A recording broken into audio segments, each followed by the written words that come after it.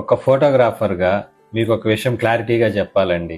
Hello వెట్పిక్స్ family, చాలా మంది photographers నా దగ్గర ఈ కెమెరా ఉంది ఆ కెమెరా ఉంది అని క్లయింట్స్ కి చెప్తూ ఉంటారు. కానీ నిజం ఏంటంటే కస్టమర్ కెమెరా లిస్ట్ అవసరం లేదు. వాళ్ళకి కావాల్సింది ఒకటే, వాళ్ళ వెడ్డింగ్ డే లో ఎమోషన్స్ ఎలా క్యాప్చర్ చేస్తాం అనేది మాత్రమే. డబ్బుంటే కెమెరా ఎవరైనా కొనొచ్చు, కానీ స్కిల్స్ అండ్ ఎక్స్పీరియన్స్ రాదు కదండి.